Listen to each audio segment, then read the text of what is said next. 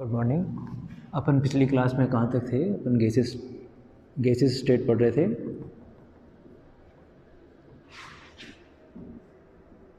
ठीक है, gaseous state पढ़ रहे थे।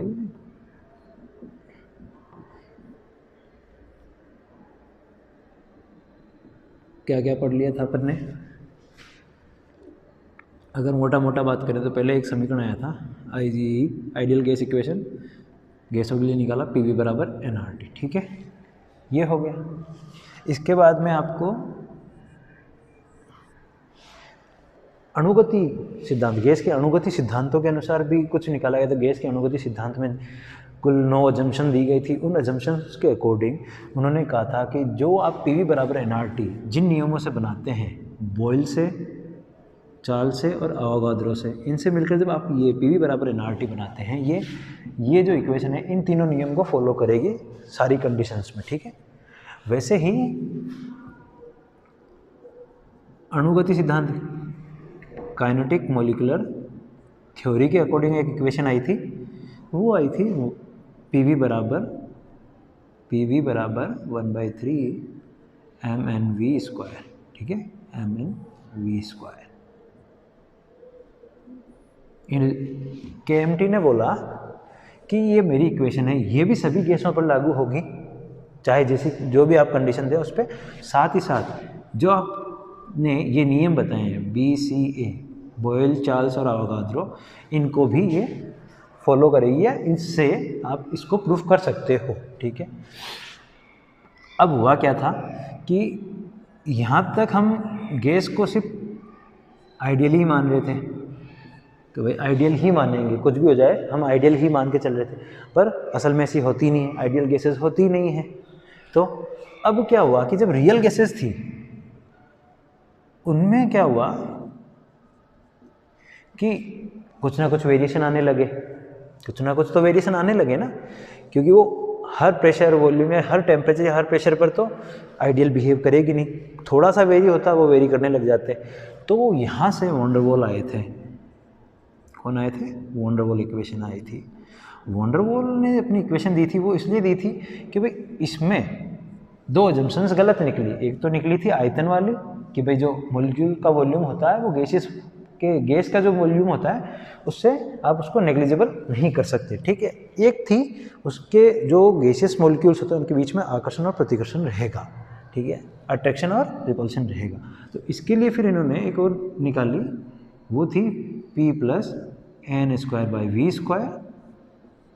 V - nb बराबर nRT। ठीक है, इन्होंने कहा था कि आप एक तो वॉल्यूम में करेक्शन करें, ठीक है, आपकी जो भी इक्वेशन थी उसमें वॉल्यूम में आप करेक्शन करें, और सेकंड आप उसमें प्रेशर में करेक्शन करें। क्या करें? प्रेशर में करेक्शन करें और वॉल्यूम में करेक्शन करें, तब आपको जाके ये होगा। इन्होंने ये करेक्शन निकाले भी थे, ये वॉल्यूम, ये प्रेशर में करेक्शन था, ये B जो था ये वॉल्यूम में करेक्शन था। आपको इसको दोनों मेथड से अपन ने निकाल भी लिया था। ठीक है, और इसके अलावा यहाँ हम A और B को क्या बोल सकते थे? हम यहाँ A और B को, A को बोलते हैं हम अट्रैक्शन टर्म और B को बोलते हैं हम रिपल्सिव टर्म। ठीक है, गैस के अंदर, मॉलिक्यूल्स के अंदर लगने वाला। ठीक है, यहाँ आ गया था ये। अब नेक्स्ट, अब वॉन डेर वाल ने कहा था कि आप इसी चीज़ को मेरे ना critical constant TC, PC, VC, आपको पता है TC, PC, VC क्या है? TC वो क्रिटिकल, वो क्रांतिक ताप जिस पर किसी भी प्रेशर पर, क्रांतिक ताप के वह उससे कम वाले ताप पर किसी पर भी आप किसी गैस को द्रवित नहीं कर सकते, भले दाब कौन सा भी लगा लो, तो वो उसका क्रांतिक ताप कहलाया। ठीक है, PC क्या था? किसी क्रांतिक ताप से वे कम ताप पर जिस पर न्यूनतम से न्यूनतम प्रेशर पर भी गैस को द्रवित कर लिया जाए तो उसका क्या था? न्यूनतम से न्यूनतम दाब पर भी गैस को द्रवित कर लिया जाए तो वो उसका क्रांतिक दाब था। ऐसे इन दोनों कंडीशन पर, TC और PC पर, किसी भी गैस के लिए क्रांतिक ताप या क्रांतिक दाब पर जो आयतन रहता है उस गैस का, वो क्या कहलाता है? उसका क्रांतिक आयतन कहलाता है। अब इसने कहा था कि भाई मेरे और क्या कहते हैं वॉन डेर वाल के बीच में वॉन डेर वाल के बीच में रिलेशन बना दो, ठीक है। भैया अब रिलेशन बना तो कहा कि अब रिलेशन कैसे बनेगा, अब कोई रिलेशन तो बनाना पड़ेगा। तो इनका रिलेशन सबसे पहले अगर आपको पता हो 8a/27 RB PC बराबर a/27B² और VC बराबर 3B निकाले थे आपने। ये देखो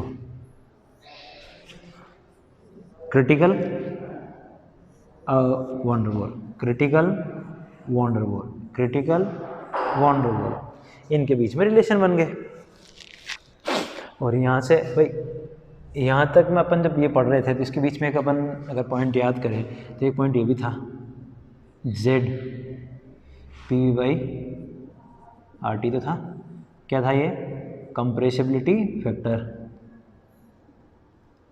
कंप्रेसिबिलिटी फैक्टर किसी भी गैस के संपीड़ित होने की, जो अमेगेट वक्र बताया गया था अपने को कि अमेगेट वक्र में जो आइडियल गैस होती है वो तो एक मान रखती है, जो डेविएशन दिखाएगी वो इस टाइप में कुछ गैसेज होगी, या तो 0.5 या 1.5 ऐसे कुछ चलेगा जेड का मान। ऐसा पढ़ा था अमेगेट वक्र में, कुछ स्थायी गैसें होती है, कुछ अस्थायी गैसें होती है। तो इसमें भी वो आया कि PC/VC RTC जो था इसका 0.378 कुछ ऐसा था, ठीक है। गैसों के लिए ये होता है, ये बना दिया यहाँ पर। यहाँ पर अब इनसे आप इनकी सहायता से A और B की वैल्यूज़ भी हर बार फाइंड कर सकते हैं कि भाई PC और VC में से रिलेशन बना सकते हैं, A B की वैल्यूज़ निकाल सकते हैं। तो इससे यहाँ तक तो हम इसमें पहुँच गए थे। तो अभी तक हम चैप्टर में यहाँ तक पहुँच गए। इसके बाद में हम थोड़ा सा आगे चले कि भाई एक और आया कि यहाँ पर ये करने पर हमारे को पता चला कि van der Waals gas equations में भी एक कमी निकली। वॉन डेर वाल ने कहा था ये दोनों कांस्टेंट है, पर ऐसा नहीं था। ये क्या था, इनके गैस के नेचर पर डिपेंड करने लगे थे। किस पे कर रहे थे, गैस के नेचर पर डिपेंड कर रहे थे दोनों। तो ये फिर कांस्टेंट नहीं हुए। अगर ये गैस के उस पर डिपेंड कर रहे हैं तो ये वो नहीं हुए।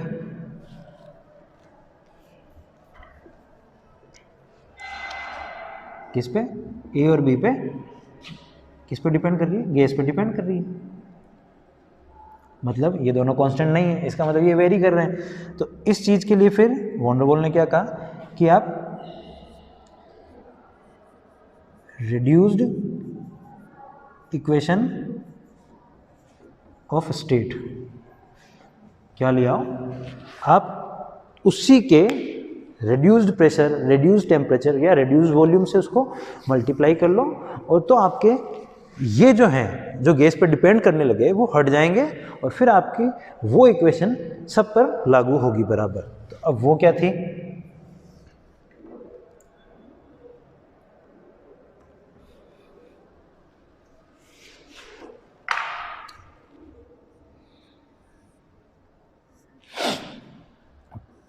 Pi plus 3/5² 3 5 - 1 8 theta. ये हमने TR, PR और VR जो थे, रिड्यूस्ड वॉल्यूम, रिड्यूस्ड प्रेशर और रिड्यूस्ड टेम्परेचर, इसको इसकी वॉन डेर वाल इक्वेशन में लेके इनसे हमने इसको वापस बदला और इस फॉर्मेट में लिया है, ठीक है। फिर ये अब इक्वेशन जो थी इसमें अब ना A है ना B है, पाई, फाई और थीटा। Pi plus 3/5² 3 5 - 1 8 theta. तो अभी तक अब आप देखो आपके पास मोटे मोटे कितनी इक्वेशंस आ गई है अभी तक आप 5 इक्वेशंस एक तरह से पढ़ चुके हो। कितनी, 5 इक्वेशंस पढ़ चुके हो। 1 2 3 4 5। इन पांचों से ही अपने सवाल आते हैं भाई। यहाँ से अपने को ये पूरा प्रूफ करना बोल देवे, ये कैसे किया, आप क्रिटिकल और रिलेशन बना लेवे, आप ये कैसे ला रहे हो। अब इसके बाद अपन क्या पढ़ेंगे, अब इनके बाद अपन जो पढ़ने वाले हैं, अब अपन उनकी प्रायिकतम वेग वगैरह अब वो पढ़ेंगे, आणविक वेग पढ़ेंगे अब, कि जैसे RMS, root mean square velocity, या फिर औसत वेग वाला, औसत वेग क्या था, एवरेज वेलोसिटी, या फिर एक मोस्ट प्रोबेबल वेलोसिटी। ठीक है, अब कौन कौन से पढ़ने हैं?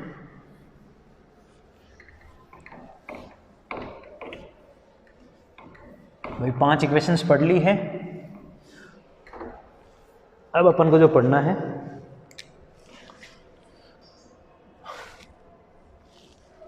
वो पढ़ना है मॉलिक्यूलर वेलोसिटी। मॉलिक्यूलर वेलोसिटी, इसमें जो सबसे पहले जो पढ़नी है वो है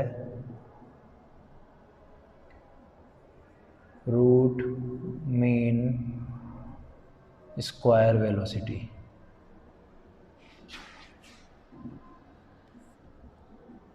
क्या है? रूट मीन स्क्वायर वेलोसिटी मतलब वर्ग माध्य मूल वेग। वर्ग माध्य मूल वेग का सीधा सीधा अगर अपन फॉर्मूला याद रखें, सॉरी एक मिनट, तो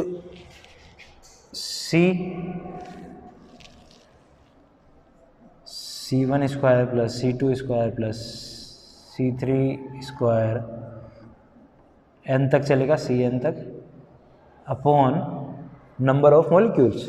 कितने? Number of molecule, total number of molecules. n लिख देता हूँ अभी यहाँ पर, बाद में इसको वापस पूरा लिख देंगे। ये एक तरह से एवरेज वेलोसिटी तो हो गई इसकी। क्या हो गई है? एवरेज वेलोसिटी तो हो गई है। अब कोई गैस है, अब उस गैस के लिए वेलोसिटी पूछेंगे तो root mean square velocity, RMS, इसको आरएमएस भी बोला जाता है। ठीक है, ये अब गैस में खूब सारे अणु हैं, गति कर रहे हैं, सबकी क्या निकलेगी? औसत गति तो निकलेगी एक तरह से, औसत वेलोसिटी, एवरेज वेलोसिटी तो निकलेगी। वो एवरेज कैसे? तो एक की ये थी, एक की ये थी, एक की ये थी, एक की थी, और ये पूरा जो है वो 1/2 रूट। ठीक है, ये n क्या है? Total number of gaseous molecules, total number of gaseous molecules, मैंने n लिख दिया है सीधा। अब अगर मैं इसको ऐसे लिख दूं तो कोई बुराई थोड़ी है।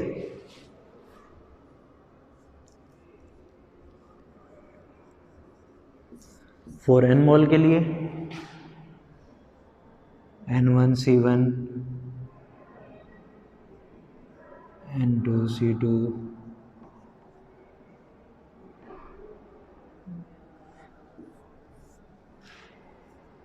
ये पूरा एक साथ ही लिखा हुआ है और ये करा हुआ है। ठीक है, इसको ऐसे लिख दो। अगर आप इसको ऐसे चाह रहे हो तो N1 plus N2 plus N3 है, N तक चलता जाएगा। ये लिख दिया, कोई दिक्कत इसमें? कोई दिक्कत नहीं है। तो अब यहाँ से मैं एक सीधा सीधा फॉर्मूला बना दूँ तो C summation of Ni Ci का square upon summation of n लिख देता।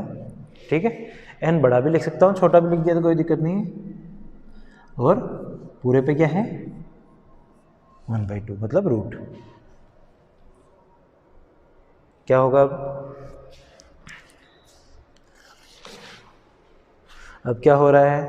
वो हो गया। अब अपन यही तो लिखना था, ये लिख दिया। अब अपन एक चीज़ और लिख सकते हैं यहाँ से कि PV बराबर क्या होता है? 1/3 mnv स्क्वायर। ठीक है,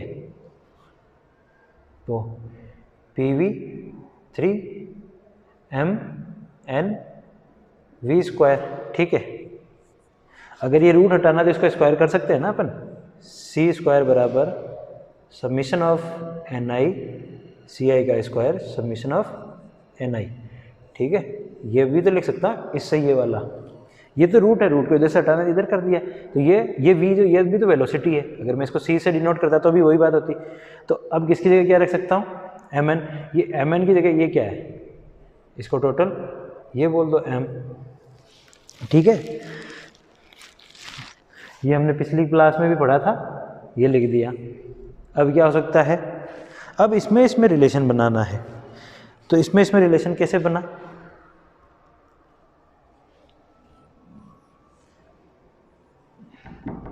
इसकी जगह ये भी तो आ ही सकता है।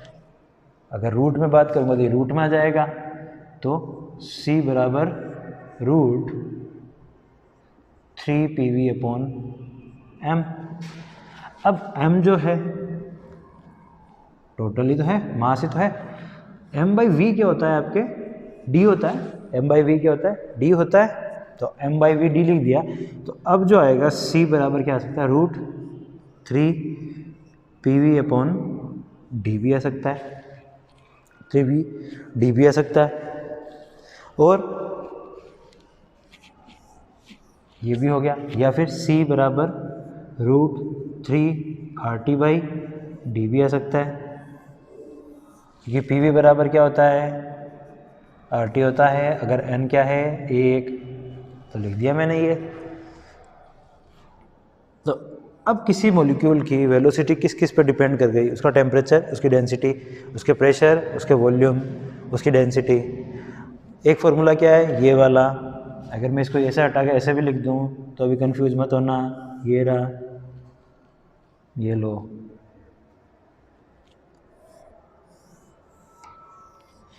इसको ऐसे भी लिख सकता हूँ।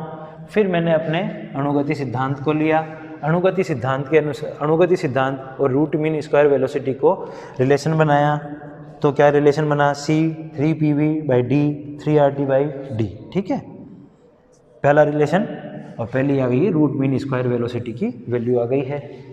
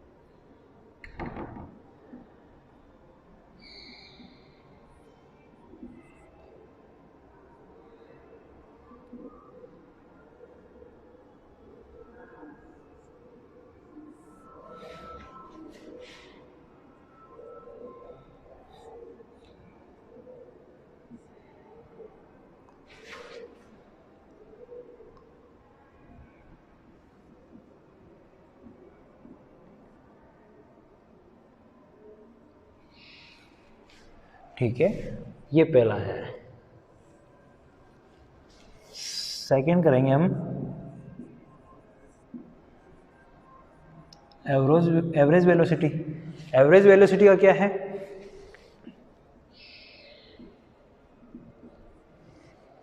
सीधी सीधी बात है, आप ऐसे कर दो इसको, और ये जो है इनका टोटल का जितनी भी वेलोसिटीज आएगी उनका योगफल अपॉन उनके टोटल नंबर। वापस से C1 + C2 + C3 + C4 और total number of gaseous molecule. Average तो ऐसे ही निकालते हैं, किसी का भी n तक होगा तो n तक निकल जाएगा, इसमें कोई है नहीं। इसमें अब एक चीज़ लगेगी, वितरण वेग नियम। ठीक है, कौन सा लगाया आपने, वितरण वेग नियम।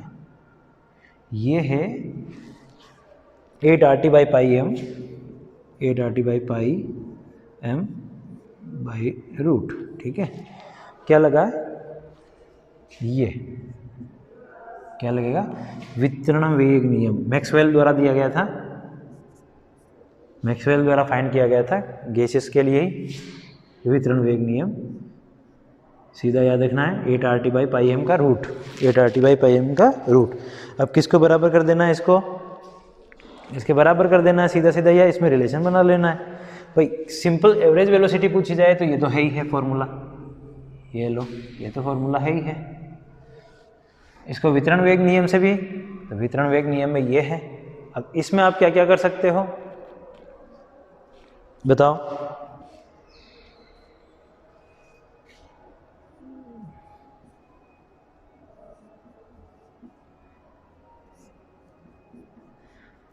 इसमें ये m पहले से ही बड़ा है, ठीक है, ये कर सकते हो, रूट लगा दूं, ये लो, या फिर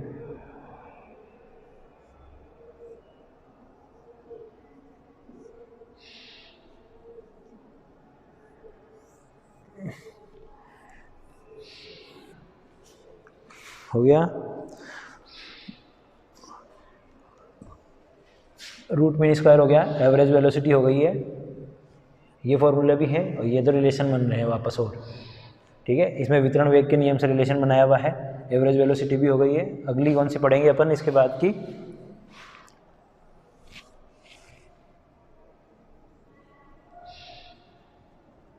मोस्ट प्रोबेबल वेलोसिटी, ठीक है, मोस्ट प्रोबेबल वेलोसिटी, प्रायिकतम वेग, ठीक है, कौन सा है, प्रायिकतम वेग, मोस्ट प्रोबेबल,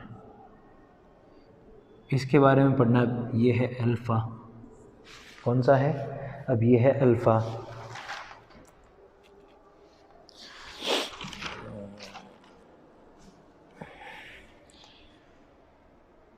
ऐसा है कि अणु, खूब सारे अणु गति करते रहेंगे, उनमें से सबसे ज़्यादा किसकी गति होगी, वही प्रायिकतम वेग, मोस्ट प्रोबेबल। कितने ज़्यादा अणु हैं, कई हैं, अब जैसे मान लो इतने अणु हैं, खूब सारे अणु हो गए, ये सारा एक तरह से एवरेज जैसा सिस्टम चल रहा है, बस नाम अलग अलग है, सबकी कोई ना कोई गति तो होगी, ठीक है। कुछ एक अणु होते हैं जो बहुत तेज गति करते हैं, उनके नंबर सबसे कम होते हैं, मतलब जो सबसे ज़्यादा गति करने वाले अणु होते हैं गैस के अंदर, उनके नंबर कम होते हैं, वो बहुत कम अणु होते हैं जो बहुत तेज़ गति करते हैं, ठीक है। तो अब वो ओवरऑल गैस की गति पर तो डिपेंड, कुछ ना कुछ फर्क तो डालेंगे, ठीक है।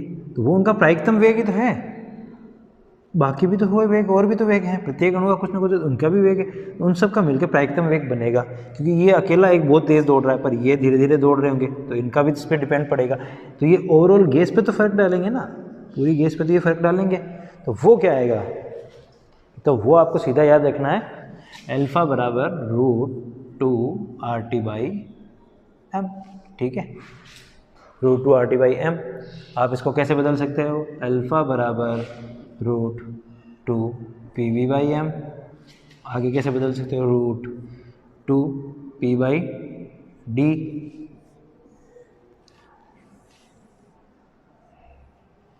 हो सकता है, लिख सकते हैं अपन ये वाला, कोई गलत थोड़ी लिखा है। देखिए अब C average velocity, C bar average velocity, C root mean square, इस C के नीचे आप ऐसे भी लिख सकते हो, CRMS भी लिख सकते हो, तो भी आपको कोई दिक्कत नहीं है। अगर यहाँ C आप एवरेज वेलोसिटी में ये लिख दिया तो भी चल जाएगा। इस C के लिए भी आप अल्फ़ा की जगह आप C अल्फ़ा या CMP भी लिख सकते हो, ठीक है, मोस्ट प्रोबेबल वेलोसिटी, ये भी लिख सकते हैं। ये ऐसे निकाली जाएगी, इसका ये है, इसको वितरण वेग के नियम से समझाया गया है साथ में, और इसका ये रहा, हो गया। अब इन सब में एक रिलेशन भी बनेगा, इन सब में एक रिलेशन भी बनेगा, क्यों, देखो भाई सब में कुछ ना कुछ तो बराबर आ ही रहा है, अब तुम चाहो जिसको बराबर कर लो।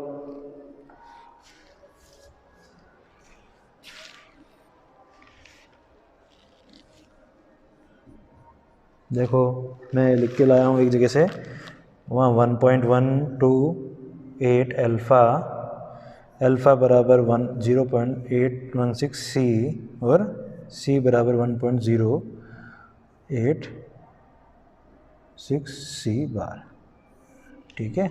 ये ग्राफ भी देख लो साथ के साथ,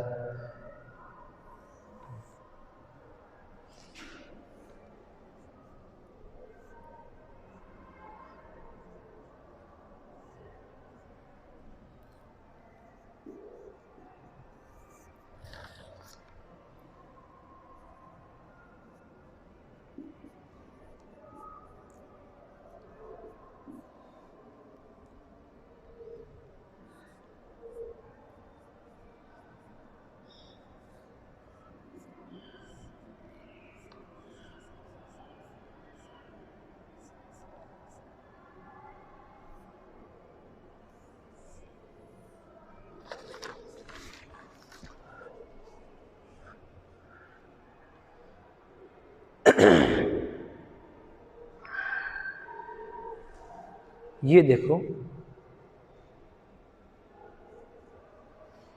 इन सब में अपन एक जैसे रिलेशन, अगर मैं इसमें कुछ भी चेंज ना करूं तो ये तो रहेगा ना, 8RT/πm तो रहेगा। इसमें भी मैं सीधा ये लिख सकता हूँ और इसको सीधा ये भी तो लिख सकता हूँ, 3RT/m। तो देखो कैसा कैसा दिख रहा है, C/RT/m, RT/m, RT/m, सब में RT/m दिख रहा है। तो मैंने क्या कहा है, वेलोसिटी किसके प्रोपोर्शनल होती है, √RT/m। अब वेरी क्या क्या कर रहा है, इसमें 3, इसमें √8/π और उसमें √2। ठीक है, कैसा कैसा वेरी कर रहा है, अगर मैं इनमें रिलेशन देख रहा हूं तो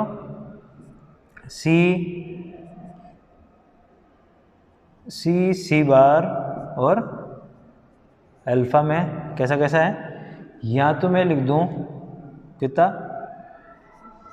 √3RT/m, ठीक है, √8RT/πm, √2RT/m।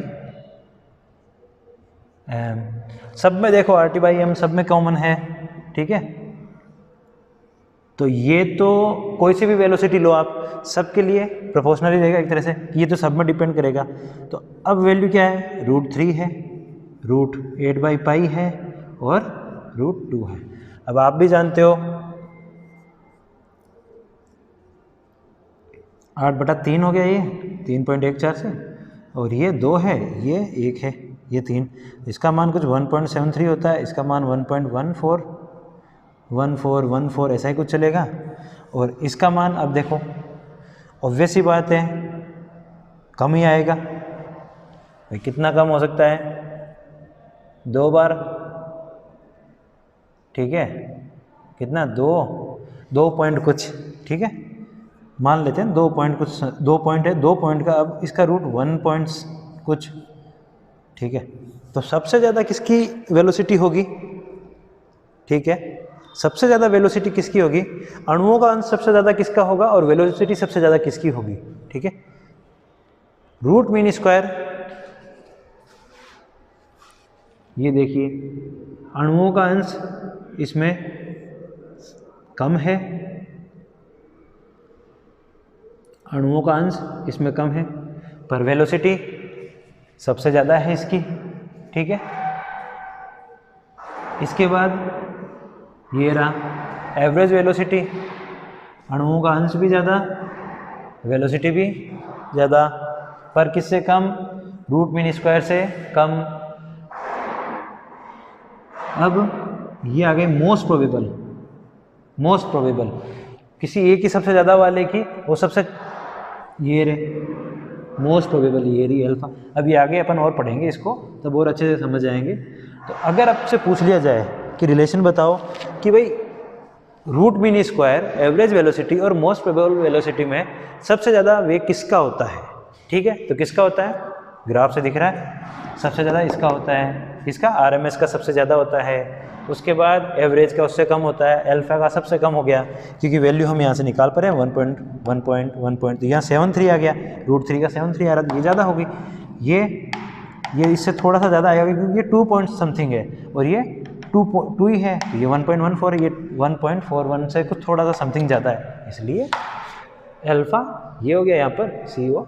तो अब आपको यहाँ से आणविक वेगों का पता चल गया, आणविक वेग कैसे कैलकुलेट करते हैं। इनसे क्या है कि ये आपकी थ्योरी में नहीं आएगा, ये आपके सिर्फ और सिर्फ न्यूमेरिकल बेसिस हो सकता है।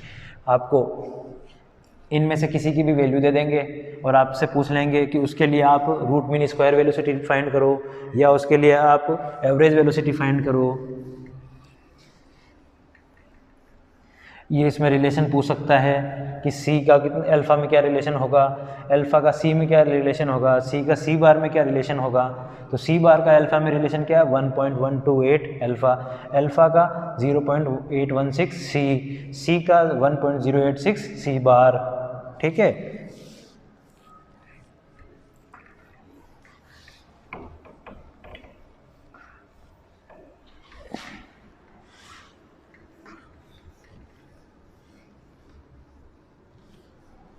ओवरऑल वेलोसिटी किस पे डिपेंड कर रही होगी, यूनिवर्सल प्रोपोर्शनल किसके है सीधे, वो प्रोपोर्शनल सीधे RT/m के है।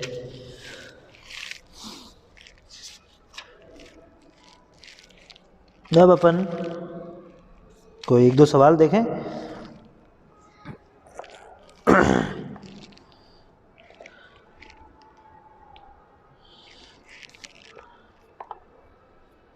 जैसे एक एग्जांपल है कि 27 सेंटीग्रेड पर हाइड्रोजन के लिए RMS एवरेज वेलोसिटी और अल्फा, या ऐसे बोल दो MPV most probable velocity find करो, ठीक है। तो अब आपको एक चीज़ पता होनी चाहिए कि RMS, मैं यहाँ लिख रहा हूँ CRMS लिख रहा हूँ ताकि आपको याद रहे। क्या फॉर्मूला था, √3 RT/m ही था, यही था। T कितना है यहाँ पर आपका 273 + 27, क्यों सेंटीग्रेड में फाइंड नहीं करते हैं, केल्विन में करते हैं, तो 300 हो गया है। m में आपका कितना है, H2 हाइड्रोजन का कितना होता है 2, ठीक है, ये लो, ये भी हो गया। अब आपको इसकी वैल्यू भी मैं बता देता हूँ, इसकी वैल्यू 1.58 आएगी कुछ, 1.58 10⁴, ठीक है। तो CRMS 1.58 × 10⁴ √T/m, ठीक है। अब क्या हो गया है 1.58 × 10⁴, T कितना है आपका 300, m कितना है 2, 150, 1.158 × 10⁴ √150, ठीक है। इसका निकाल लेना आप।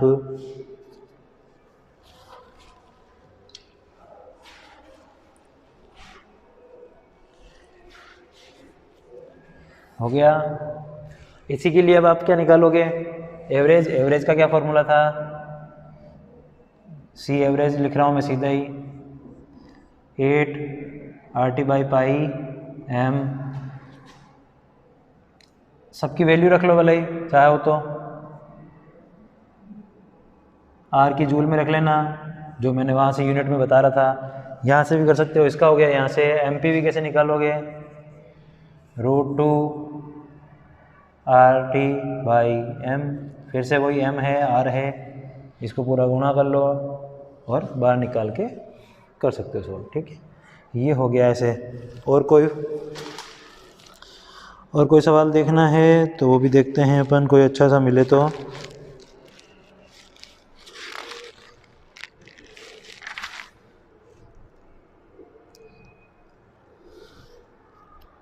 तो मोस्ट ऑफ आपको सारे ऐसे सवाल मिलने वाले हैं, इससे ज़्यादा कुछ ऐसा अलग सवाल नहीं मिलने वाले हैं, सीधा फॉर्मूला बेस्ड सवाल होगा जिसके बारे में आपको देखना है बस, ठीक है। अब इसके बाद जो अपन पढ़ेंगे वो है अपना मैक्सवेल का वितरण वेग नियम है। मैक्सवेल का आणविक वेगों का वितरण का नियम पढ़ेंगे, ठीक है। मैक्सवेल ने क्या था, क्या पढ़ेंगे हम, मैक्सवेल आणविक वेग वितरण नियम, ठीक से। इसमें ऐसा है, मैक्सवेल ने बताया था कि भाई जो भी आपके गैस के जो भी अणु हैं वो सदैव गमन तो करते रहते हैं, मतलब ये तो हमने हर जगह पढ़ा है कि उनका मोशन तो सदैव चलता रहता है, ठीक है। क्या, उनका मोशन तो सदैव चलता रहता है अणुओं का, और वो भी जो भी उनका औसत वेग होता है उसी से, ठीक है। और हर संभव दिशा में चलेगा, हर संभव दिशा में चलेगा। और वो जो उनका वेग होगा या उनकी जो गति होगी, इन्होंने सिर्फ इतना ही बताया कि भाई आणविक वेग जो है उसका वितरण का नियम था, तो उन्होंने इतना ही बोला कि जितने भी अणु हैं वो हर वक्त मोशन करते रहते हैं, कभी रुकते नहीं हैं, और उसकी वजह से जो भी वो हर संभव दिशा में गमन तो करेंगे, अपना मोशन तो हर संभव दिशा में जाने की कोशिश करेंगे, भले सीधी रेखा में जाए पर हर संभव दिशा में जाने की उनकी रहती है और सदैव चलते रहते हैं। तो उनका औसत वेग या औसत गति जो भी थी वो उसका जो मान था वो 0 टू इन्फिनिटी हो सकता है। क्या 0 टू इन्फिनिटी हो सकता है, ठीक है। अब उस 0 टू इन्फिनिटी की बात हुई, उसमें से ऐसा बोला गया कि जो आपकी एवरेज वेलोसिटी है, आपको पता है एवरेज वेलोसिटी कैसी होती है, एक सदिश राशि होती है, स्केलर और नॉन स्केलर, तो स्केलर में ये तो ये हो गई सदिश राशि, वेक्टर, सॉरी स्केलर नहीं, ये वेक्टर होती है। तो ये 0 होगी, ये 0 होगी क्योंकि इसमें दिशा का फर्क पड़ता है, भाई वेक्टर में दिशा का फर्क पड़ता है ना, तो ये 0 होगी। क्यों? अगर ये इधर गया वापस इधर आया 0 हो गई, ठीक है, इधर प्लस इधर माइनस तो ये 0 हो गई ना। तो एवरेज वेलोसिटी जो भी उनके मॉलिक्यूल्स होंगे वो 0 होगी, पर उनकी एवरेज जो स्पीड होगी, गति, कैसी राशि होती है, ये स्केलर होती है, अदिश राशि होती है। तो ये इधर जाए या इधर जाए जुड़ेगी, घटना तो है नहीं, तो ये 0 से अनंत तक कुछ भी हो सकती है। तो पॉइंट ऐसे ही याद रखना है कि मैक्सवेल वेग वितरण नियम क्या था। मैक्सवेल ने गैसों के अणुओं के लिए ये बताया था कि वे सदैव मोशन या सदैव गति, हर दिशा में गमन करते रहते हैं, गति करते रहते हैं, और उनकी औसत वेग व औसत गति पर ही वह उनकी डिपेंड करता है। उसमें से औसत वेग जो था वो 0 हो सकता है। क्यों? क्योंकि वो स्केलर प्रोडक्ट, वो वेक्टर प्रोडक्ट होता है, और वेक्टर प्रोडक्ट हमेशा अगर ये इधर गया है वापस इधर आएगा तो 0 हो गया। जबकि एवरेज स्पीड क्या है, आप इधर जाओ या इधर जाओ, वो आपको दोनों को जोड़ के ही देगा, तो वो 0 से अनंत हो सकती थी, ठीक है। तो इन्होंने इसके लिए एक फॉर्मूला बनाया था, ठीक है। वो फॉर्मूला क्या था? फॉर्मूला कुछ ऐसा था कि PC DC 4 पाई m/2 पाई kT 3/2 c स्क्वायर e की power minus mc square 2kT by 2kT DC, ठीक है। ऐसा कुछ था, कैसा था? ऐसा कुछ इनका फॉर्मूला था।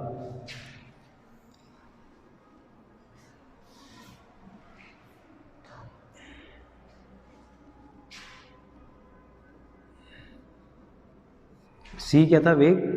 DC क्या था? वेग में थोड़ा सा परिवर्तन, माइल्यूट परिवर्तन, ठीक है। अब इन्होंने क्या बोला था? C और DC के बीच में, C और DC के बीच में जो अणु होंगे उनका क्या होगा, उनका अंश, और जो अणु है C और DC के बीच में जो अणु आ गए उनका वेग क्या रहेगा, ऐसा ही कुछ था। ये इस पे भी बात करेंगे, बिल्कुल छोटे अंतर पे भी ये बात करेंगे कि भाई C और DC क्या है, C प्लस DC बोल दूँ तो ये एक तरह से क्या हो गया, पूरा वेग, और उसमें थोड़ा सा परिवर्तन उसके अंश में जो उन दोनों के बीच में आया, C और DC के बीच में जो भी आ गए अणु उनका अंश और टोटल आणविक वेग, इसके बीच में अब ग्राफ बनेगा, और वहाँ हम पता करेंगे कि मोस्ट प्रोबेबल या अपने ये क्या कहते हैं RMS, MPV, एवरेज, इनकी बातें होगी वहाँ पर कि कहाँ मोस्ट प्रोबेबल कहलाएगा, कहाँ RMS कहलाएगा, कहाँ एवरेज वेलोसिटी कहलाएगा। मतलब C और DC के बीच में कुछ अणु आएंगे, उनके अंश ही तो बताएंगे कि उस टाइम में क्या वेग रहा होगा, उस टाइम पे उनका क्या रहा होगा, तो वो ठीक है। इस चीज को उन्होंने dn/n बोल दिया।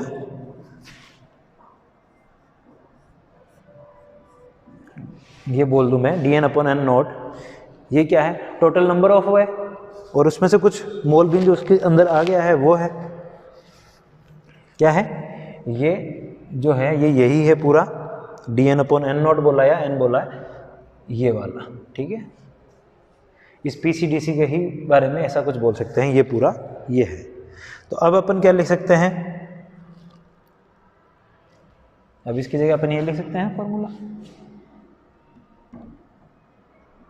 4πm/2πkt 3/2 c² - mc²/2kt tc, ठीक है। अब मैं 1/n0 dn/dc बराबर 4πm/2πkt c 3/2 c² mc²/2kt, ये भी तो बोल सकता हूँ, ठीक है, ये भी तो बोल सकता हूँ मैं इसकी जगह, इसमें कोई दो राय थोड़ी है।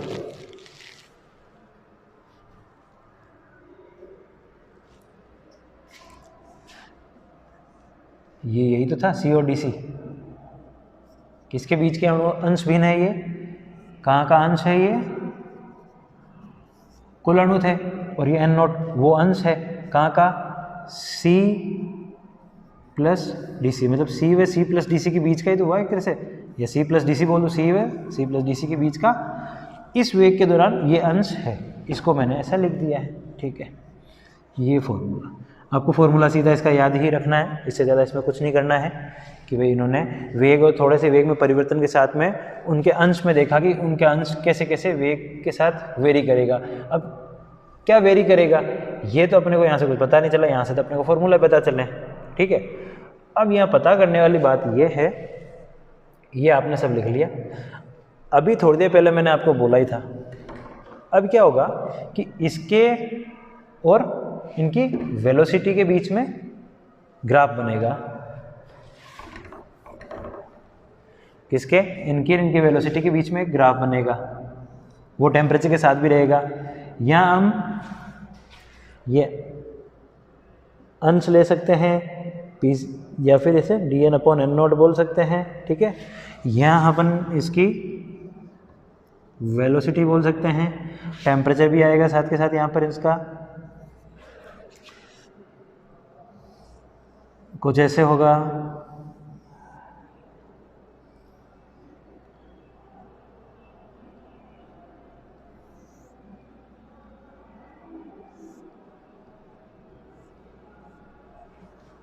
ठीक है,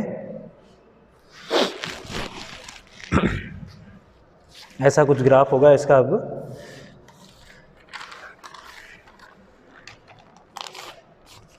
अपन इस पर टेम्परेचर वगैरह वेलोसिटी वगैरह सब देखेंगे, कब कहाँ है, कब क्या है, इस जगह पे, इस जगह पे, ये सब इनके कौन से पॉइंट हैं, ये जो भी गैसेस थी, 2-3 गैसेस थी, उन सब के ये कौन से पॉइंट होंगे, ये MP भी तो होंगे उनके, मोस्ट प्रोबेबल वेलोसिटी यहीं तो होगी उसकी, मोस्ट प्रोबेबल वेलोसिटी तो यहीं तो होगी। मोस्ट प्रोबेबल का मतलब ये है, मोस्ट प्रोबेबल में अब अपन समझें, यहाँ पर इन्होंने क्लेरिफाई किया था कि मोस्ट प्रोबेबल क्या है। एक अणु, एक गैस का अणु है, उसमें कुछ अणुओं की गति तेज है, कुछ की बहुत कम है, ठीक है, कुछ की बहुत तेज है, कुछ की बहुत कम है, तो और कुछ की एवरेज में चल रही है। तो हमें जो लेना है वो सिर्फ एवरेज वाला ही लेना है, और वही तो उसकी मोस्ट प्रोबेबल होगी कि भाई जो सबसे ज़्यादा गतियाँ पाई जाएगी वही तो मोस्ट प्रोबेबल है कि ये गतियाँ सबसे ज़्यादा पाई जा रही है। अब कुछ है जो बिल्कुल कम है और कुछ है जो बहुत तेज है। ये जो बहुत तेज है और बहुत कम है, इन दोनों को आपको नगण्य करना पड़ेगा। क्या करना पड़ेगा? नगण्य करना पड़ेगा। हम क्या बात कर रहे थे? हम ये बोल रहे थे कि ये अब इनके वेग और अणुओं के बीच की बात होगी यहाँ पर उस ग्राफ से, ठीक है। इन सबको मिटा देते हैं, अपना ये कुछ काम के नहीं इतने।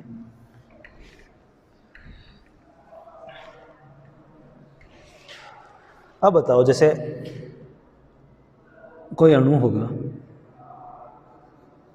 अगर जीरो वेलोसिटी है तो जीरो वेलोसिटी पर जीरो मॉलिक्यूल्स, कोई वेग ही नहीं तो कोई अणु भी नहीं। अब जैसे जैसे वेलोसिटी बढ़ेगी, जैसे जैसे वेलोसिटी बढ़ेगी क्या होगा, जैसे जैसे वेलोसिटी बढ़ रही है तो उस अंश में जो ये वेलोसिटी रखते होंगे या जो भी वेलोसिटी उस वेलोसिटी में रखते होंगे, वो उस अंश के अणुओं की संख्या भी बढ़ेगी। अब आप अगर नहीं समझ पा रहे हैं, ऐसे जैसे भाई कि अभी तो कोई वेलोसिटी थी नहीं, तो कोई मॉलिक्यूल एक्साइटेड नहीं, कुछ भी नहीं, चल ही नहीं रहा था, जीरो वाला यहाँ पर सीन था, ठीक है, जीरो। पर अब जैसे ही वेलोसिटी बढ़ी तो उस अंश में जो इस वेलोसिटी में आ सकते हैं या होंगे, वो अणु इसके अंदर आने लगेंगे, इस वेलोसिटी में आने लग जाएंगे कि भाई हमारी वाली वेलोसिटी आ गई है, हम आ जाएं इसमें, तो हम सब इसमें आएंगे, ठीक है। जैसे जैसे वेलोसिटी बढ़ी तो इनका ये अंश आ जाएगा इसमें। अब इस टाइम पे क्या होगा, कि यहाँ तक तो आएंगे, मोस्ट प्रोबेबल तक यहाँ तक आ जाएंगे, ठीक है। इसके बाद अगर वेलोसिटी बढ़ी तो उन अणुओं की संख्या घटने लग जाएगी, मतलब मोस्ट प्रोबेबल इस स्टेट तक आ सकते हैं, यहाँ तक वो सब अंश इसके अंदर आ चुके हैं, ठीक है, वहाँ तक इनकी संख्या बढ़ चुकी है, इस जगह तक आते आते इनकी संख्या बढ़ गई है, ये उनकी मोस्ट प्रोबेबल वेलोसिटी है। इसके आगे अगर उनकी वेलोसिटी बढ़ा दी गई तो वो अणुओं की संख्या अब कम होने लग जाएगी। मतलब अब अगर एमपीवी से ज़्यादा, मतलब ये जो भी अंश था इसकी वेलोसिटी यहाँ तक आते आते, मतलब जैसे 100 मान लिया, 100 किलोमीटर प्रति घंटे वाले अणु, तो अब जैसे 100 किलोमीटर वाले तक है ना, तो अब वो 100 किलोमीटर तक है, वो 0 से लेके 100 तक जा सकते हैं। तो 0 से लेके 100 तक वाले अणु जो थे वो 15 थे या कुछ भी थे, तो 100 उनकी मोस्ट प्रोबेबल वेलोसिटी, इससे ज़्यादा मतलब ये प्रायिकतम वेलोसिटी, इससे ज़्यादा इनकी वेलोसिटी अब नहीं जाएगी, ठीक है। तो ये 0 से लेके 100 तक ये सब इसमें आ चुके, इस अंश में आ चुके, यहाँ उसकी वेलोसिटी आ चुकी मोस्ट प्रोबेबल। पर अब क्या होगा, अब जैसे वेलोसिटी बढ़ने लगी, अब वेलोसिटी बढ़ने मतलब अब या तो वो किस में जाएगी, एवरेज वेलोसिटी में जाएगी या रूट मीन स्क्वायर वेलोसिटी में जैसे ही जाएगी तो उनकी संख्याएं अब कम होने लग जाएगी, ठीक है। अब इसका टेम्परेचर पे भी इफेक्ट देखते हैं कि भाई सबसे पहले टेम्परेचर बढ़ता है तो मोस्ट प्रोबेबल वेलोसिटी भी बढ़ती है। मतलब ये सीधा सीधा सीन, ये वेलोसिटी कब बढ़ाई जा रही है, जब टेम्परेचर बढ़ रहा है। सीधी बात है, अणुओं में टक्कर कब होने लगेगी, जब उनमें टेम्परेचर बढ़ाएगा तो वो एक दूसरे को टक्कर मारेंगे, उनकी गतियाँ बढ़ेगी। उनकी गति कब तक बढ़ सकती है, मोस्ट प्रोबेबल के साथ साथ यहाँ तक बढ़ेगी, ये टेम्परेचर की एक सीमा तक बढ़ी, वहाँ तक मोस्ट प्रोबेबल तक आएंगे, उसके बाद में घटने लग जाएंगे वापस, ठीक है। वैसे ही क्या होगा, ये एक तो ये बात हो गई, क्या टेम्परेचर बढ़ने के साथ मोस्ट प्रोबेबल वेलोसिटी बढ़ती है, ठीक है। एक बात अब और आएगी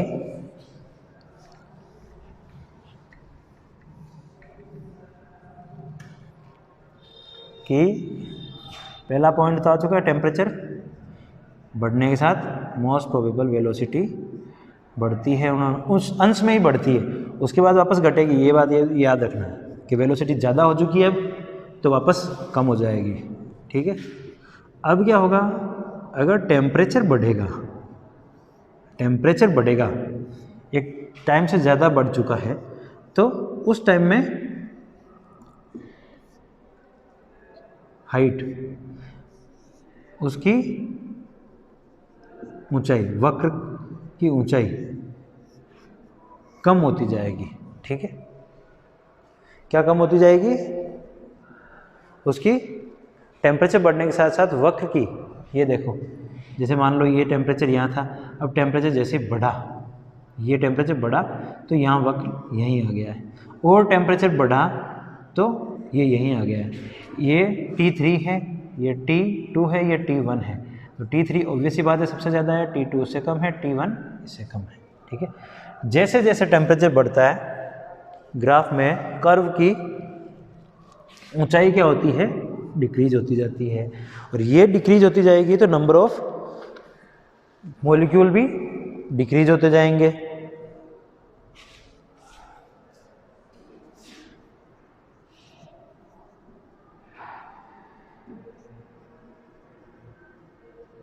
number of MPV molecule decrease. ठीक है, क्या होगा, नंबर ऑफ एमपीवी मॉलिक्यूल्स, मतलब जो मॉलिक्यूल मोस्ट प्रोबेबल वेलोसिटी रखते हैं उनका नंबर भी घटता हुआ जाएगा। जैसे जैसे टेम्परेचर बढ़ता है, एक टाइम में तो बढ़ेगी, टेम्परेचर बढ़ने के साथ एक टाइम तो बढ़ रही है। ठीक है, पर अब क्या होगा, यहाँ तक तो बढ़ती यहाँ तक तो आ जाएगी, पर इसके बाद क्या, अगर टेम्परेचर या वेलोसिटी दोनों ही बढ़ी, भाई यहाँ से वेलोसिटी भी बोल सकते हैं टेम्परेचर, अब जैसे टेम्परेचर और बढ़ा तो अब क्या होगा, यहाँ तक तो ठीक था, पर अब क्या हो रहा है, घटने लग गए ना, देखो ये घटने लग गए ना, तो नंबर ऑफ मॉलिक्यूल घटती जाएगी। तीसरा है टेम्परेचर इंक्रीज होगा,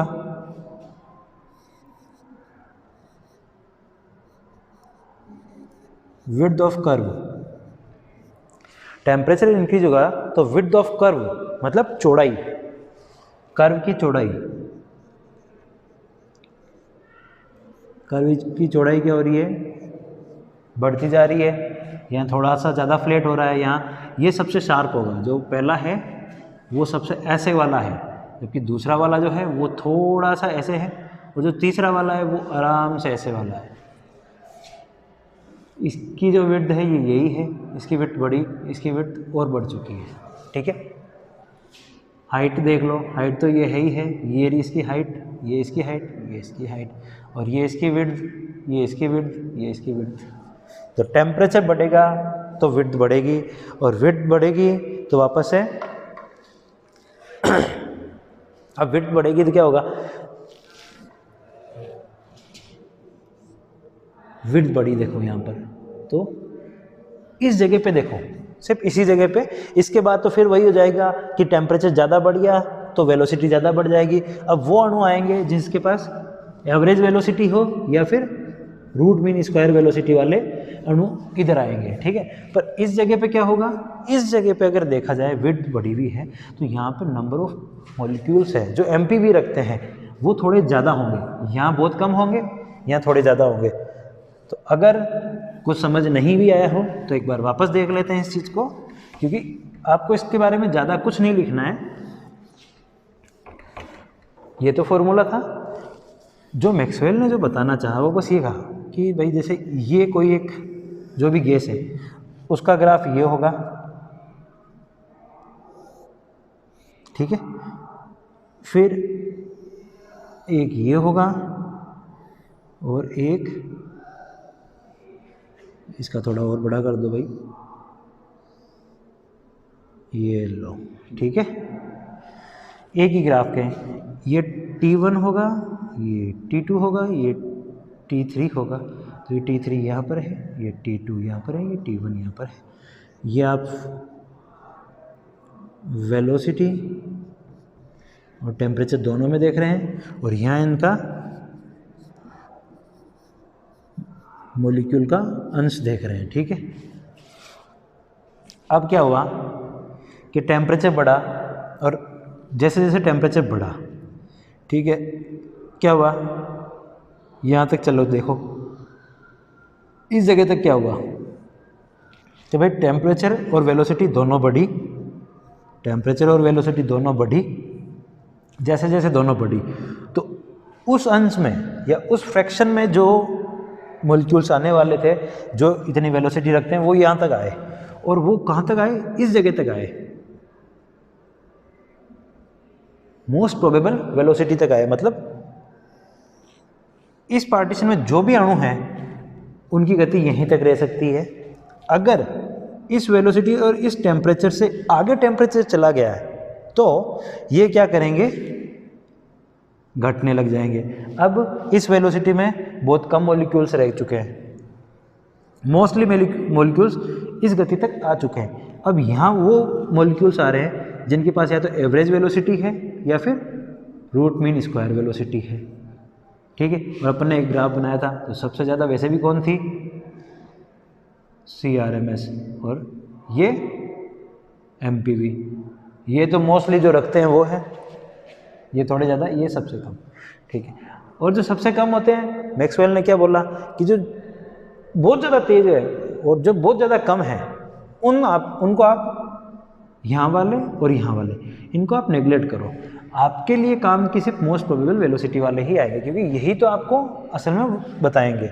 ठीक है, अब वैसा ही क्या होगा भाई, हमने टेम्परेचर बढ़ाने के साथ साथ देखा, पर हमने देखा कि जैसे जैसे टेम्परेचर बढ़ा, कुछ गैस का जो ग्राफ था वो बिल्कुल शार्प हो गया, मतलब उनकी विड्थ कम हो गई।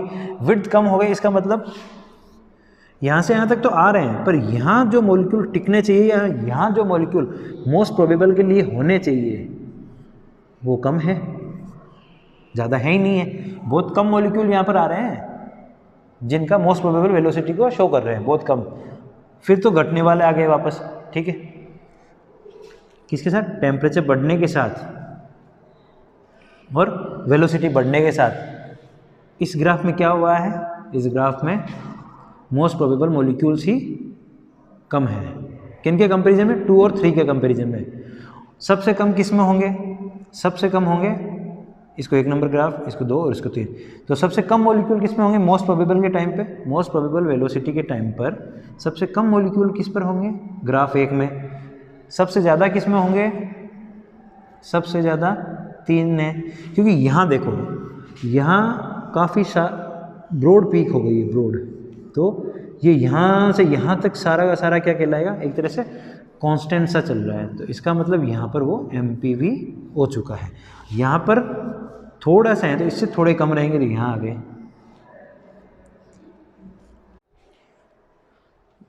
यहाँ पर ब्रॉड पीक हुई तो ये और कम हो, यहाँ पर मॉलिक्यूल ज़्यादा मिले, क्या मिले, यहाँ मॉलिक्यूल ज़्यादा मिले हैं। भले इसकी और इसकी कंपैरिजन करें तो MPV जो थी, मोस्ट प्रोबेबल वेलोसिटी जो थी, वो 1 नंबर वाले की ज़्यादा थी 3 से यहाँ पर, और इसकी यहाँ पर है, ऐसा है।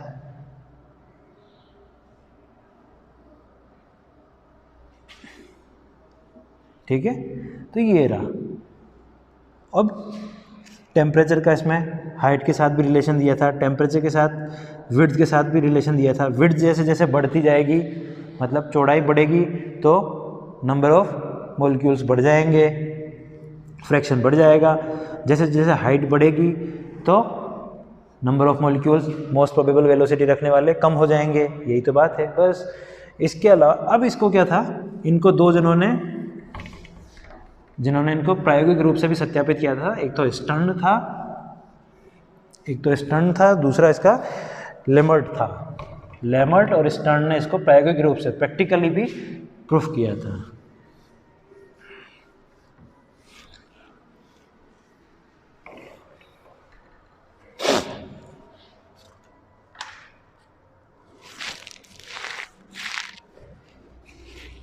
ठीक है, तो आज हमने क्या क्या पढ़ लिया है। आज हमने, अगर देखा जाए तो आज हमने एक तो मैक्सवेल का आणविक वेग वितरण पढ़ लिया है, और एक हमने आणविक वेग की गणना कर ली है कि CRMS क्या होता है।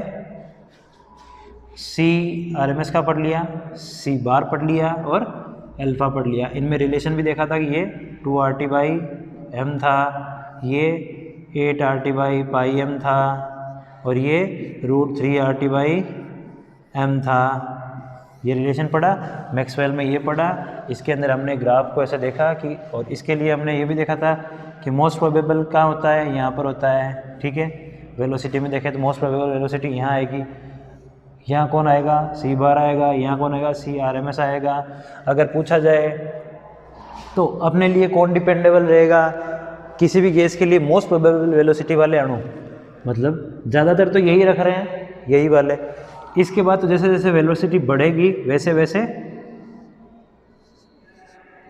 बहुत कम अणु रहेंगे, बहुत कम अणु रहेंगे जो CRMS दिखाएंगे।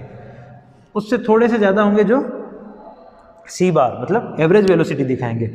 और यहाँ पर सबसे ज़्यादा अणु होंगे जो मोस्ट प्रोबेबल दिखाएंगे, मतलब किसी केस में सबसे ज़्यादा अणु कौन से दिखाएंगे, मोस्ट प्रोबेबल, सीधी बात है ये। फिर इसका रिलेशन इसमें भी देखा, ठीक है। Okay, thank you.